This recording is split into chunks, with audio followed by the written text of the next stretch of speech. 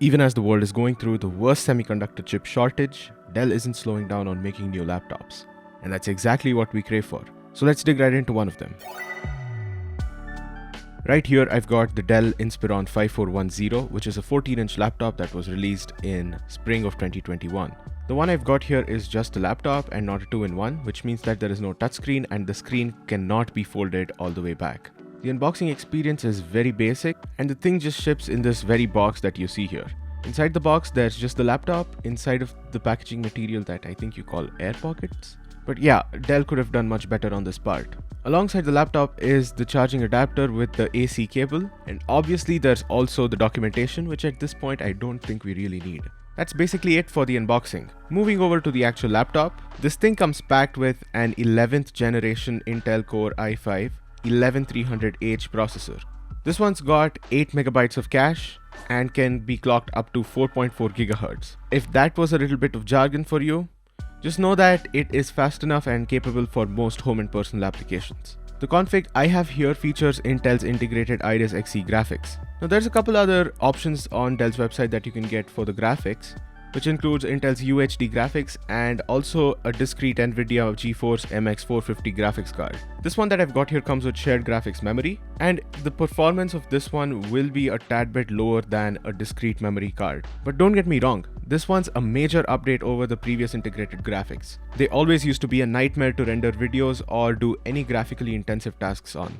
But now things have changed. With this one, Intel boasts about an 8K viewing experience, the ability to connect 4K HDR monitors all at once, and also Dolby Vision HDR and Dolby Atmos support. I mean, what more do we really need? 4K exports have gotten much faster thanks to the AI Matrix engine that Intel includes with this graphics card, and that same AI Matrix engine reduces the toll on battery and improves battery life while delivering a sufficient graphical experience. This configuration came with 16 GB of memory made up by the two 8 GB memory cards, each of which are DDR4 clocked at 3200 MHz. So there's no compromise there.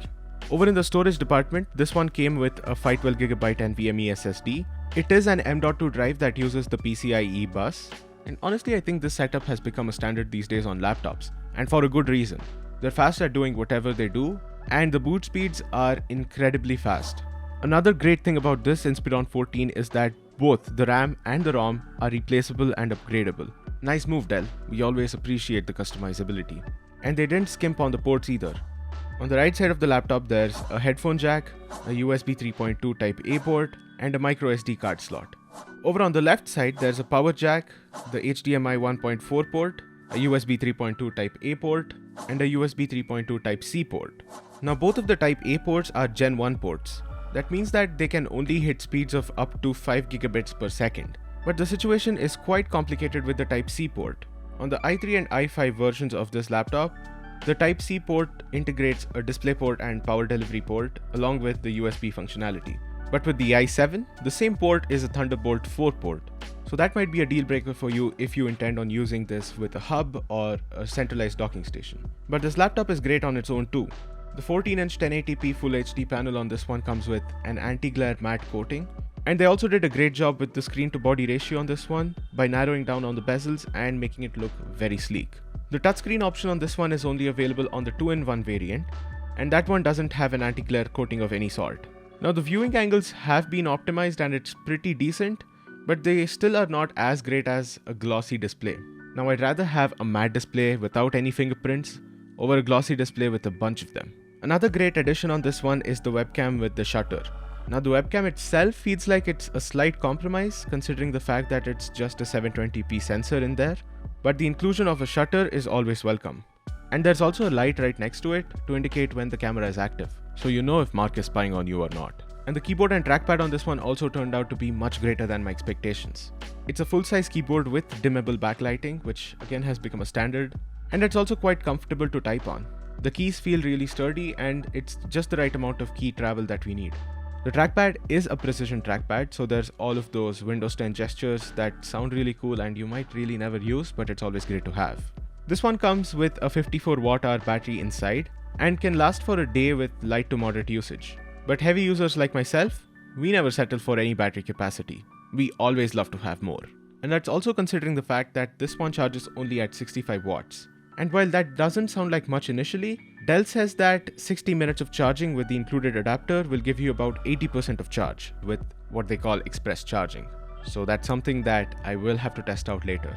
Another small inclusion with this one is the lid open sensor, which turns on the laptop even if it's completely off as soon as the lid is opened. Overall, the hardware is top-notch and turned out to be much better than my expectations. However, it comes in only one color, which is platinum silver, but all of that aside, it feels like a premium laptop. It's got a cool touch metallic top surface, and the weight balance is absolutely on point. And the design is very sleek and modern too. The hinge raises the keyboard of the laptop by just the right amount for a very comfortable typing experience. But the part where I felt a bit disappointed was with the software. They said that this came pre-installed with Windows 11, but to my disappointment I found that it is only Windows 10. But they do give an option to upgrade it to Windows 11, I think, because that's an option that I've not found as of the date of recording this video. And it also comes pre-installed with Dell's proprietary software, which I'm not sure if I'll ever use or not. And also it had a bunch of driver updates on the first boot, which isn't a thing that I've seen happen very often. However, these are just minor inconveniences which I think are very personal to me, and most of the average users really wouldn't be distracted by any of these. The plus points on the software side are that this one comes included with Microsoft Office Home and Student, so all of the Microsoft apps that you need are pre-installed, and it also comes with a 15-month subscription for McAfee's multi-device security tools. And since I bought this one directly off of Dell's website, I also got a sleek backpack, the Dell Essential 15. This one can accommodate up to a 15-inch laptop, and it features a zip that I've never seen on a backpack before. It's a secure zip which is on the inside of the backpack, which means that it's inside the arm straps, and there's also a pouch for small things. So you can store the charging adapter and the cable inside this pouch. All of this came in at about 66,000 rupees, which for this laptop I think is pretty much worth it. So if you're looking for a laptop under 70,000 rupees, this one's a pretty good bet for you. You might also be able to grab a few extra deals if you buy it directly on Dell's website. And Dell's website is also the cheapest place you can find Dell laptops on in general. So if you do want to enhance your experience with this laptop or any other laptop that you have with a good SSD or a good hard drive, I've also got videos for that linked in the description below and also up here in the cards. So thanks for watching, and I'll catch you soon. Bye bye.